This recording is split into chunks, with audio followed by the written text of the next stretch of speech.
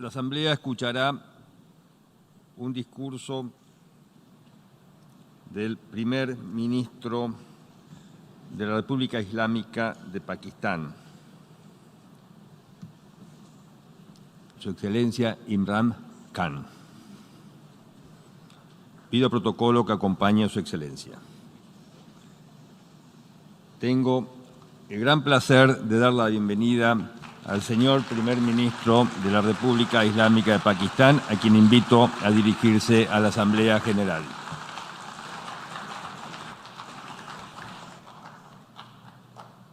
Bismillah ar-Rahman ar-Rahim. Iyyaka na'budu wa iyyaka nasta'in. Mr. President, Honorable Secretary General, Excellencies, ladies and gentlemen, I feel honored today to represent my country at this forum of world leaders, where we have a chance to discuss problems that the world is facing. I want to talk about a lot of problems, but just 4 today. And I especially came to this forum despite a difficult time in my country, facing challenges. I would not have come, but because I feel that there are some very urgent problems which the world must address. So first of all, I start with climate change. So many leaders have talked about climate change. But Mr. President, I feel that there is a lack of seriousness. Perhaps world leaders some of the leaders who can do a lot, do not realize the urgency of the situation.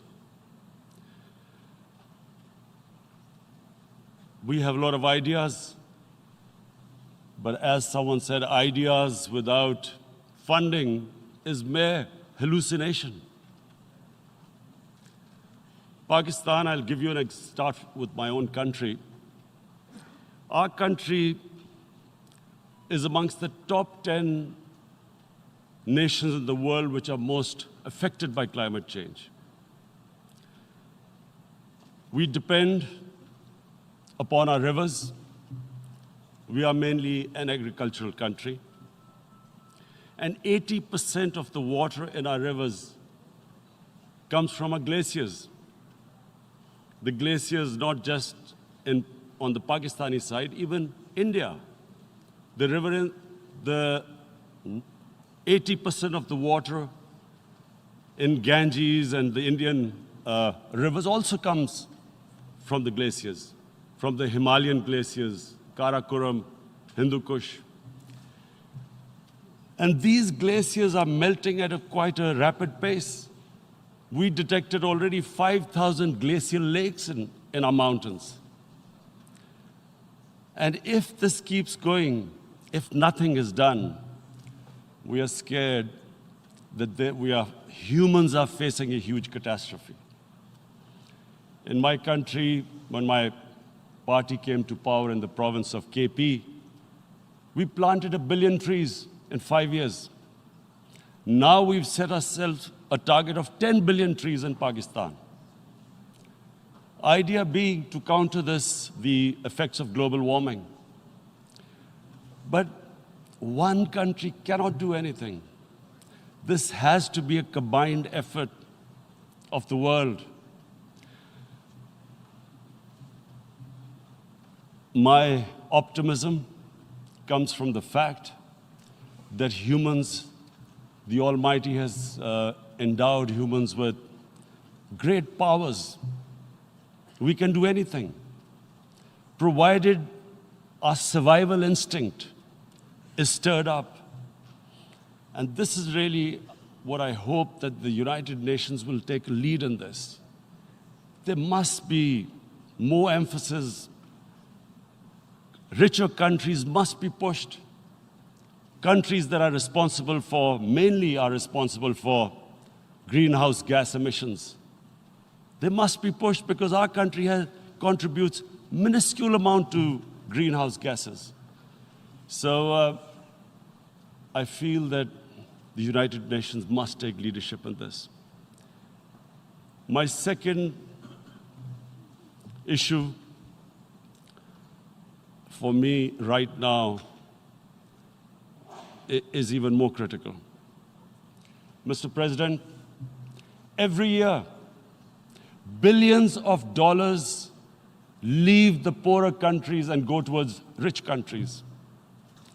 Billions of dollars siphoned off by the ruling elites of the developing world.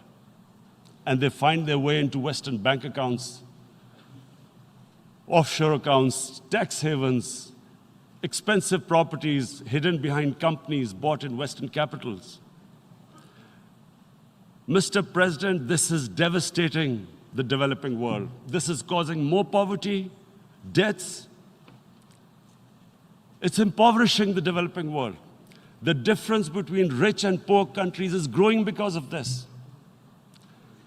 Money laundering, which happens because money leaves the poorer countries into rich countries, is not treated the same as, for instance, money from drugs or terror financing. The seriousness which terror financing and money from drugs, the way it is treated, it's not the same. The way the poor countries are being plundered by their elites. It's not happening. In my country, when I took charge of our government a year back, in the 10 years preceding that, our total debt went up 4 times. The debt we had accumulated in 60 years, just in 10 years, it went up 4 times. As a result, the total revenue we collected in 1 year, half of it went into debt servicing.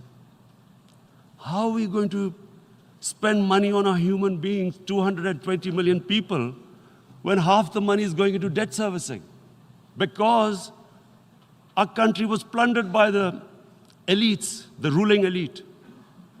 And easily they could get the money out. And when, Mr. President, we located properties in Western capitals bought by this money through corruption and money laundering, located the properties of these corrupt leaders, we find it so difficult to retrieve it. That money, if we retrieved that money, we could spend on our human beings. But it's so difficult. The laws protecting these criminals. We do not have the sort of money to have expensive lawyers and spend millions and millions of dollars. We need help from the rich countries. And Mr. President, it's critical. The rich countries must show political will. They cannot allow this to happen. How can the poor countries spend money on human development, which the United Nations asks, SDG? How are we going to do it when this money can easily leave our countries? So, unless the rich countries intend to build walls to stop economic refugees coming as we see right now, they must take action. They must take action now. It must be a deterrent. Corrupt ruling elites should not be able to take money out easily and park it into foreign bank accounts and into these properties abroad. And I never understand why. Why do we have these tax havens? Why is this allowed? Why shouldn't rich people pay taxes? Why is it legal to have these tax havens where you have these secret accounts? Because, the world is changing. The population of the world is growing. Sooner or later, you're going to have a crisis if the poor get poorer and the rich get richer. There is going to be a crisis sooner or later. So this is my second point. I hope that the United Nations takes a lead in this. It involves the IMF, the World Bank, Asian Development Bank. They must find a way of stopping this plunder of the developing world. My third point. My third point is Islamophobia. There are 1.3 billion Muslims in this world. There are millions of Muslims living in other countries, European countries, in the US, as minorities.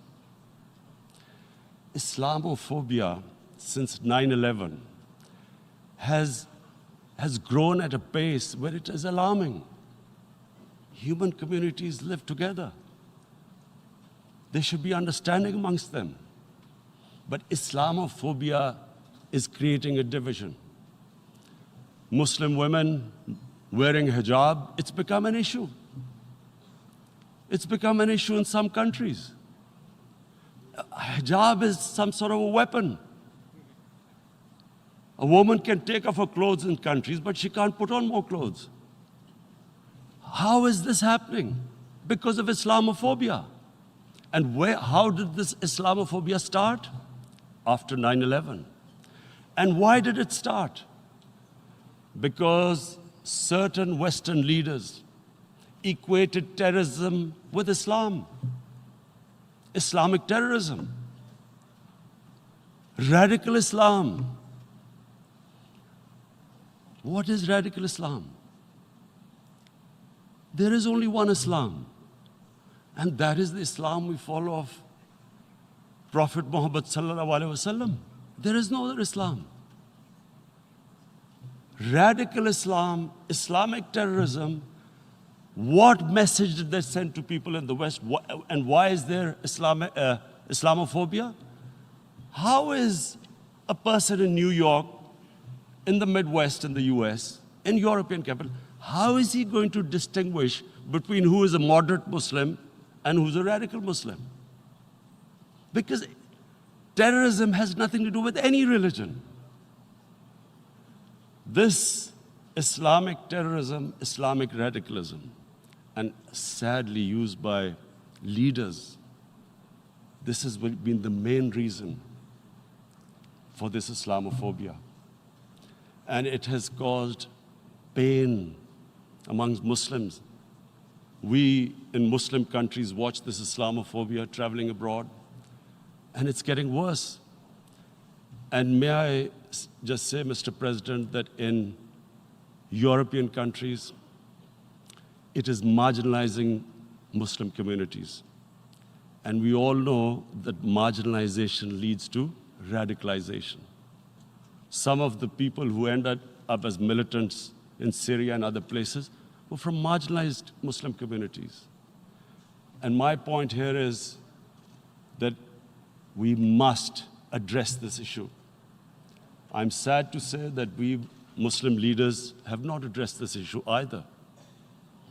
After 9/11, when this thing came about war against radical Islam, rather than Muslim leaders trying to explain to the West that there is no such thing as radical Islam, in all human communities, they are radicals.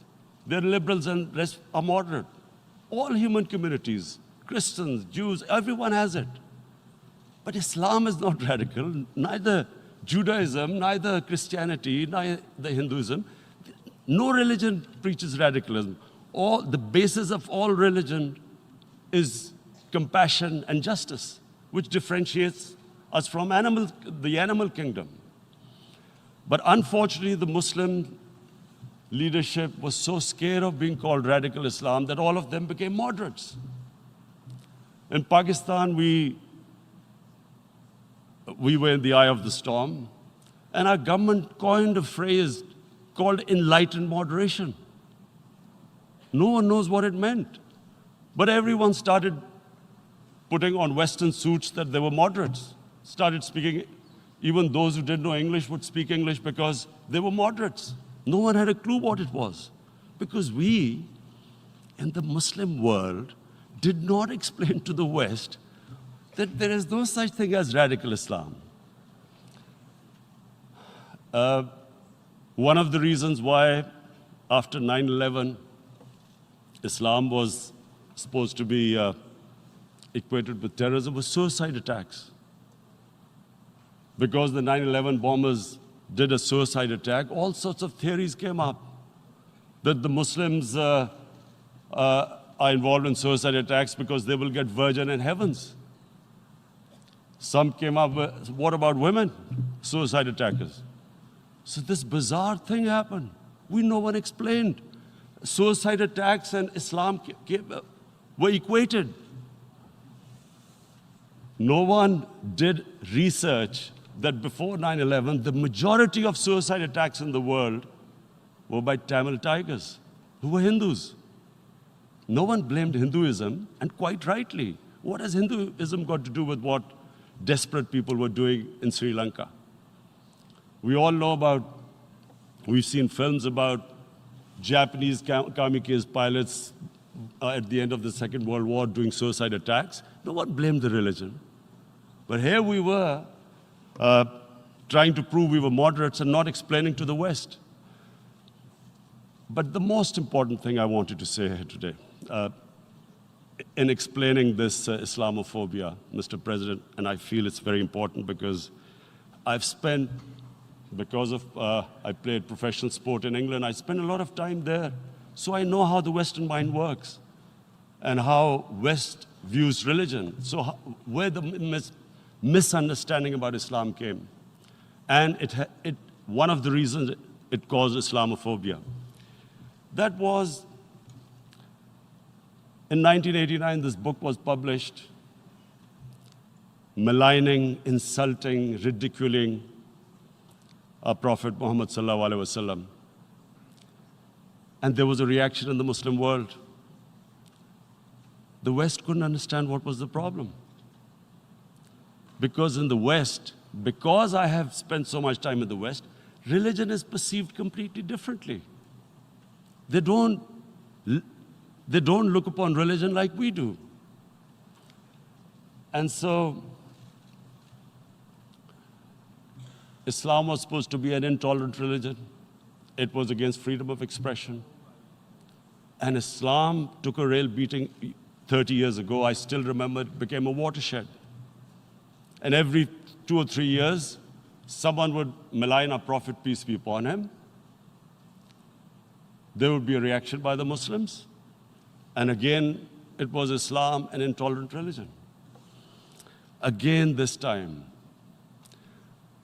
I blame a certain section of the people in the West who deliberately provoked this, knowing the impact it would have. But the majority of the people in the West didn't understand. This is where, again, Muslim leadership let the Muslims down. We should have explained to them what our Prophet, peace be upon him, means to us. So in 1 minute, I'll try and explain what he means to us. Our Prophet was the witness to the divine book, the Holy Quran. The Holy Quran is the book of guidance for Muslims, and the Prophet's life was living the Quran. He was an example of what the Quran guided us to be. So he is the ideal we all try to get to. The Prophet created the state of Medina, the first state in Islam. That state was the basis of a Muslim civilization which became the predominant civilization for the next 700 years. And what was that state? I hear such strange things about Islam, that it is against women, it's against minorities. The first state of Islam in Medina, it was the first time a welfare state was set up. The state took responsibility of the weak, widows, orphans, poor people, handicapped. It taxed the rich, spent the money on the poor. The state announced that all human beings are children of Adam, hence equal, whatever the color of their skin. The state announced, the Prophet announced that, and slavery, the whole system depended on slavery as it did for many years in the Western societies. The Prophet said that one of the greatest deeds is to free a slave. But because the society depended on slavery, he said, but if you have to, treat them as an equal member of the family. And as a result, something happened in a Muslim world which hasn't happened in any other civilization. Slave dynasties appeared. Slaves became kings. The Mamluks, slaves who ruled Egypt. In India, there were slave dynasties. And then, with minorities, again, you hear that Islam is supposed to be against minorities. Let me just make this clear. In Islam, the Prophet announced that everyone was free to practice his religion. It was a sacred duty to protect the places of worship of all religions. He announced that every person is equal in front of law, whatever his religion or his color. And this incredible case, and I always quote this, that the fourth Khalifa, the head of state of Medina, he lost a court case against a Jewish citizen. So, number one, it showed there was a rule of law, no one was above law. And number two, that a Jewish citizen was an equal citizen. So, Mr. President, when a Muslim society is unjust to its minorities, it is going against the religion of Islam and our Prophet, peace be upon him. So, it is important to understand this. The Prophet lives in our hearts. When he's ridiculed, when he's insulted, it hurts. As we human beings understand one thing, the pain of the heart is far, far, far more hurtful than physical pain. And that's why the Muslims react. And I always thought that if I ever had the stage, I would try and explain this to the world community, especially to the Western community, because having lived in the Western community, people didn't understand this. When I first went as a teenager to England, there was a comedy film on Jesus Christ. It's unthinkable in Muslim societies. So we need to explain that, look, in a human community, we must be sensitive to what causes pain to other human beings. We have,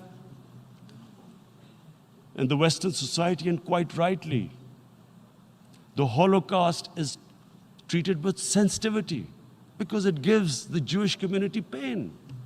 That's all we ask. That do not use freedom of speech to cause us pain by insulting our holy prophet. That's all we want. And now, the number fourth point, Mr. President, and this is the most critical point, is the reason why I especially came here.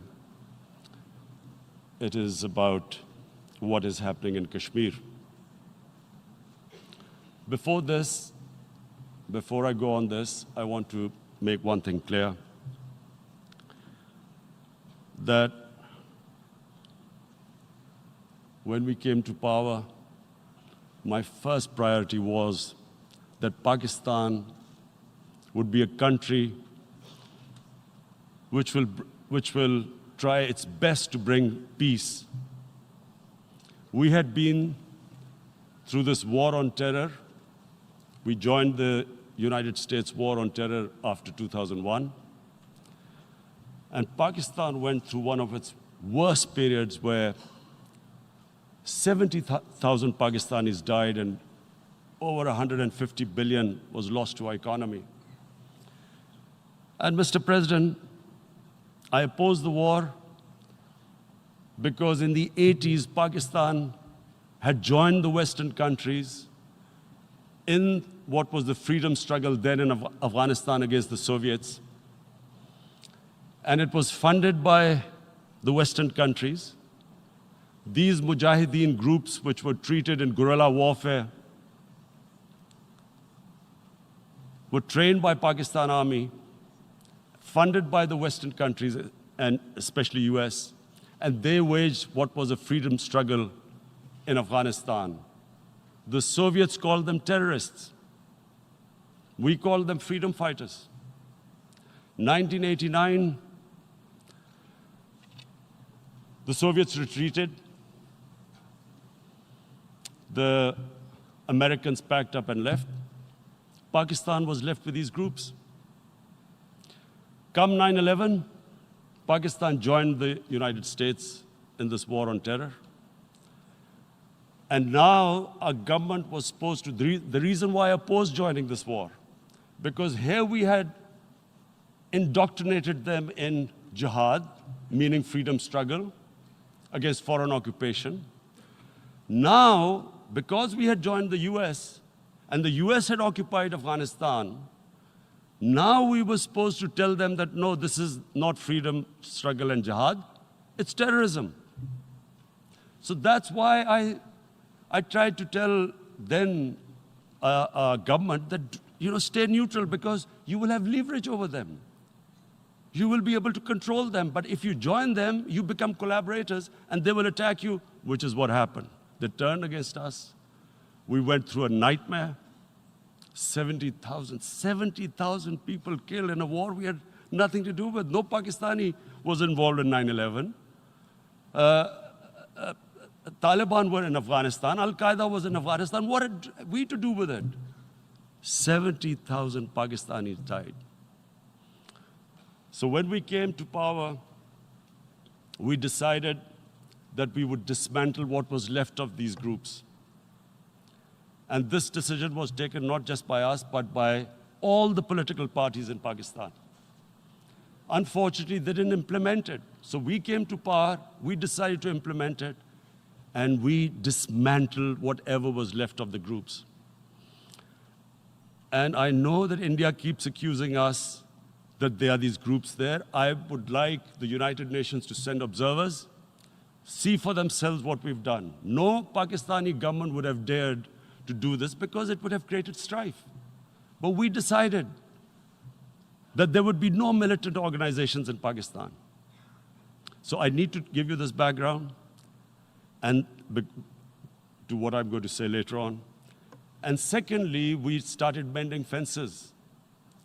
I invited the Afghan president. We developed a relationship with Afghanistan. We had problems with Iran. We mended fences there. And then India. Now let me just give you a little background about my relationship with India. Because of cricket, and cricket being it's a passion in the subcontinent, I had great following in India.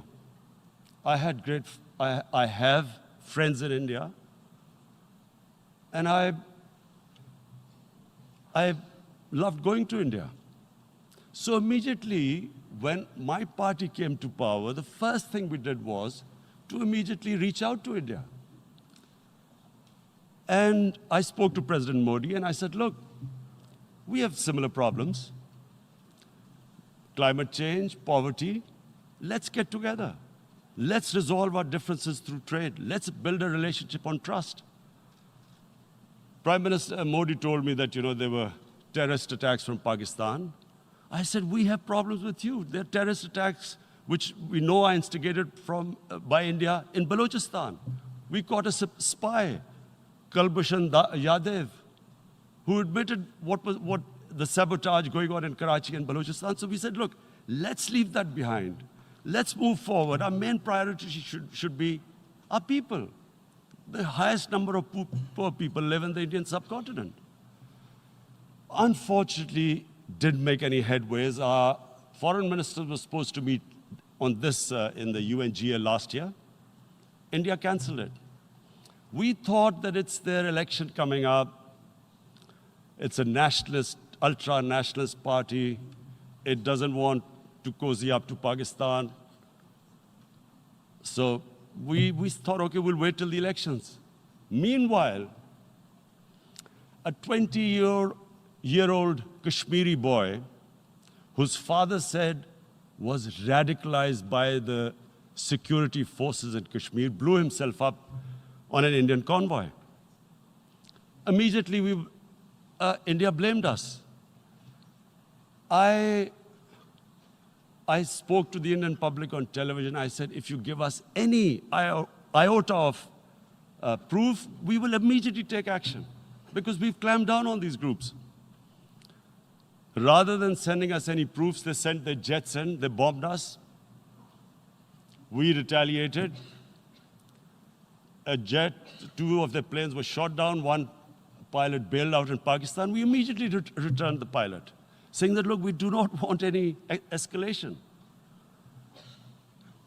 Rather than taking that as a peace gesture, the entire campaign, almost the entire campaign of Mr. Modi in the election was how he had taught Pakistan a lesson that jets had killed 350 terrorists. Complete lie. They had just killed about 10 trees of ours, which was quite painful given that, we are growing all these trees. He then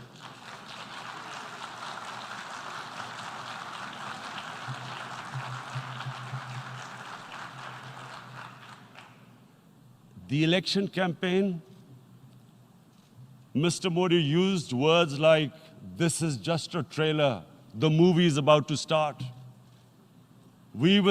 I went into Pakistan and taught them a lesson. This was the election campaign. Okay, so we thought, us politicians make all these statements to win elections. So, okay, after elections, we'll get back to our normal relationship. Well, the moment the elections ended, we approached India, no response, but then we discovered they were trying to push us in the FATF blacklist to bankrupt us. That's when we realized there was an agenda. And that agenda became obvious on the 5th August when India went against 11 United Nations Security Council resolutions, which say that Kashmir is a disputed territory and the people of Kashmir have the right of self-determination. They went against that. They went against Simla Accord, which is about bilateral, sorting out our differences through bilateral means, went against that. They actually went against the Indian Constitution. Illegally, they revoked Article 370, which gave Kashmir the special status. They got an extra 180,000 troops there. Total number of security forces in Kashmir now are 900,000. And they put 8 million people of Kashmir under curfew.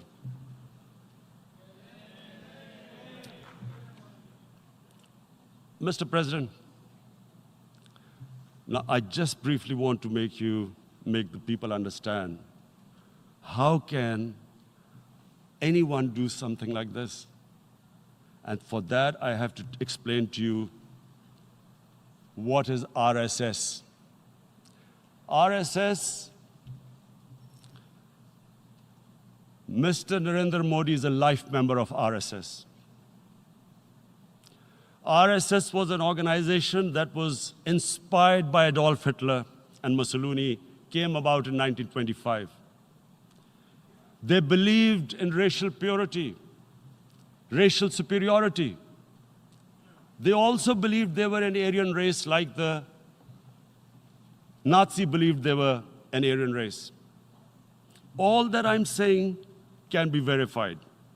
This is the time of information revolution. You can Google all this, what I'm saying. But it is very important for me to explain this to you so you know what is happening in India. This RSS believed in the ethnic cleansing of Muslims from India. At one point, there was racial superiority of the Hindu race. Secondly, it was hatred for the Muslims and for the Christians, because they believed that this golden age of Hindu civilization was stopped because of Muslim rule centuries back and then the British rule of India. So it was racial superiority and hatred for Muslims and Christians. This is openly stated. You look at the founding fathers of RSS, Golwalkar and Savarkar. Just Google them and you'll find out. And this ideology of hate is what murdered the great Mahatma Gandhi in 1948. It was this ideology of hate that made Narendra Modi in 2002 do a pogrom against Muslims in Gujarat when he was the chief minister. He allowed 3 days for these RSS goons who were inspired by the Hitler brown shirts. They actually wear brown shirts. This RSS, the Congress Home Minister gave a statement that in RSS camps, terrorists are being trained. And these terrorists butchered 2,000 Muslims and 150,000 Muslims were made homeless. Narendra Modi could not travel to the US because of that. And I need to make you understand this background before I explain to you that what sort of a mindset would lay siege to 8 million people with 900,000 troops. Women, children, sick people, locked in as animals. In fact, of what I know of England, if 8 million animals were locked in, the RSPCA would have made a lot of noise about it. These are human beings.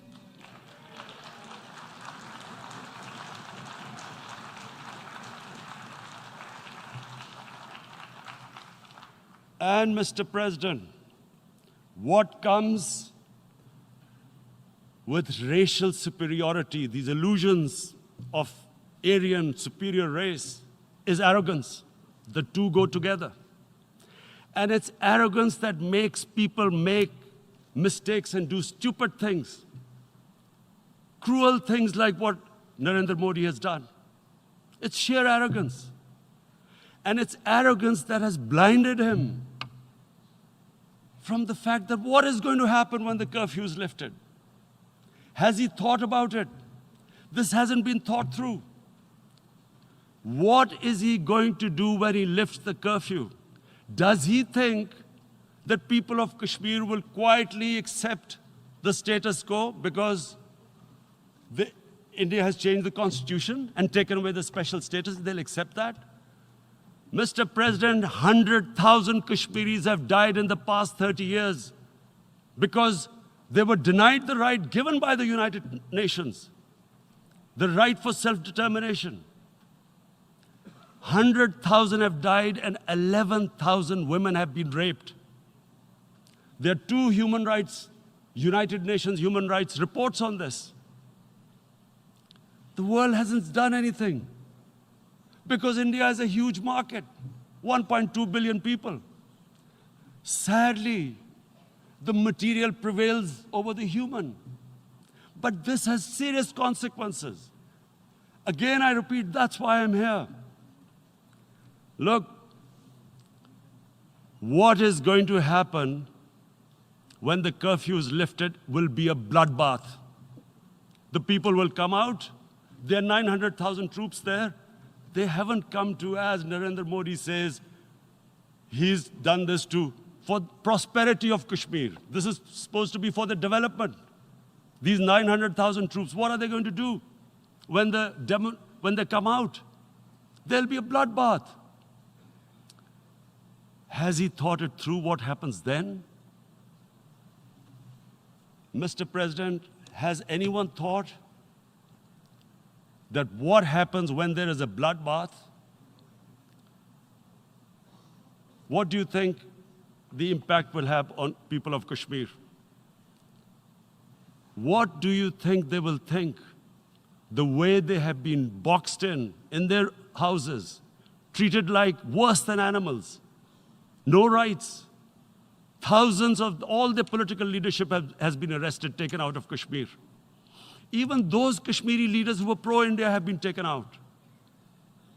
13,000 boys have been picked up and taken to God knows which destinations. So what do they think? What will the people of Kashmir do when they lift the curfew? They will be out in the streets. And what will the soldiers do? They will shoot them. They've already used pellet guns, blinded young boys. In the last 6 years, the 5 years, the oppression that has gone on in Kashmir. And so, Kashmiris will be further radicalized. Mr. President, there will be another Pulwama. And guess what? India will blame us. They're already blaming us. They're saying all this is happening because of Pakistan.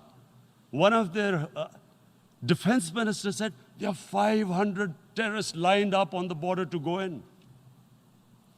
Why would Pakistan send 500 terrorists when there are 900,000 troops? What impact are they going to make? What will they do? And why would? Don't we know that the moment there is some terrorist attack, all that will happen is there'll be further cruelty and oppression of the people of Kashmir. We will just give the 900,000 troops to further crush the people of Kashmir. And then we'll give the Indian government an excuse that, look, Pakistan is a terrorist state, and this mantra that has gone on, Islamic terrorism. The moment you use this catchword, Islamic terrorism, the whole world turns away. No one talks about human rights. You can do whatever you want, which is what has happened in Kashmir, because they keep using this word, Islamic terrorism. And this is what they're doing right now. What do we benefit from further increasing the cruelty on the people of Kashmir? And why would we want this? But there is no other narrative left for India. As when they lift the curfew, whatever happens, Pakistan will be blamed, and there is always a danger of another Pulwama. They might come and bomb us again, and then another cycle might start. And what does Narendra Modi think? That 180 million Muslims of India are thinking right now. Aren't they watching these Kashmiris stuck inside for 55 days they've been stuck in? Aren't they watching? What do you think? Don't you think that the Muslims will be radicalized in India? And I'm talking about 180 million people. And when they get radicalized, there will be some incident in India somewhere down the line. Again, we will be blamed. And I'm warning you right now, again, we will be blamed. And Mr. President, what about 1.3 billion Muslims who are watching this? And they know that it is only happening in Kashmir because they're Kashmiri Muslims. This is not happening to Kashmiri Hindus. They know that this is happening because of their religion. So what do you think they will be thinking? What do you think the Jewish community would think if they were, forget 8,000 Jews stuck like this? What do you think Europeans would think? What do we think? I mean, any human community, if their members are stuck like that, what do you think they will think? Are we a children of a lesser God? Is it not going to cause us pain? And then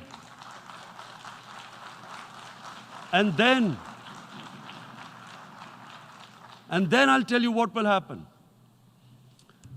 People will, in the 1.3 billion Muslims, someone will pick up arms. I know we've been brought up with films, Western films. This good, decent guy doesn't get justice. he decides to pick up a gun and start seeking justice. There was a film made in New York, famous film called Death Wish. This guy gets mugged by and his family, his wife gets killed or something. He can't get justice. He picks up a gun and he goes around shooting muggers. And the whole cinema cheers him on. So what do you think the Muslims are thinking right now? If there is a bloodbath, there will be Muslims becoming radicals, not because of Islam, but because of what they will see, that there's no justice when it comes to Muslims. There were Rohingya Muslims, Myanmar, who are, God knows, almost 1 million people out, ethnic cleansing. What was the response of the world community? So what do you think will be the response of 1.3 billion Muslims? I picture myself. I'm in Kashmir. I've been locked up for 55 days. I've heard about, and there are rapes, Indian Army going into homes, soldiers. Would I want to live this humiliation? Would I want to live like that? I would pick up a gun. You're forcing people. You are forcing people into radicalization. When people lose the will to live, what is there to live for? And this is what, if you can do this to human beings, you are actually radicalizing people. And so, Mr. President, I want to repeat here, this is one of the most critical times. There will be a reaction to this. Pakistan will be blamed. 2 nuclear-armed countries will come face to face like we came in February. And before we head in that direction, the United Nations has a responsibility. This is why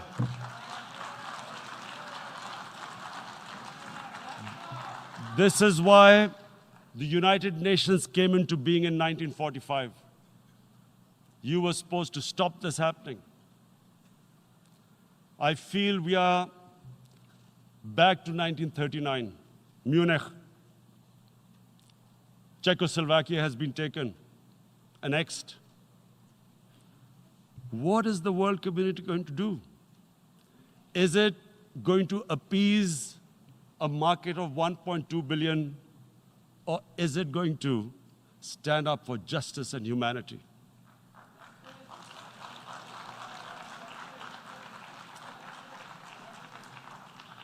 If this goes wrong, you hope for the best, but be prepared for the worst. If a conventional war starts between the 2 countries, Mr. President, if a conventional war starts, and anything could happen, but supposing a country 7 times smaller than its neighbor is faced with the choice, either you surrender or you fight for your freedom till death, what will we do? I ask myself this question. And my belief is, La ilaha illallah, there is no God but one. And we will fight. And when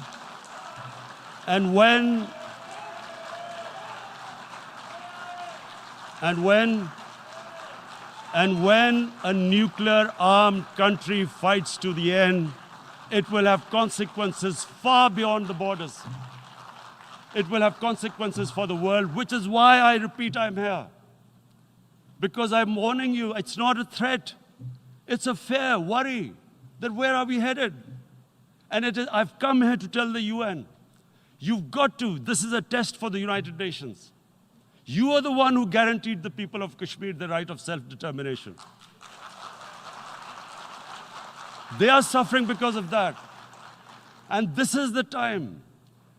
This is the time not to appease like in 1939 appeasement took place. This is the time to take action. And number 1 action must be that India must lift this inhuman curfew, which has lasted for 55 days. It must free all political prisoners, and especially those 13,000 boys that have been picked up. Parents don't know where they've disappeared. And then the world community must give the people of Kashmir their right of self-determination. Thank you.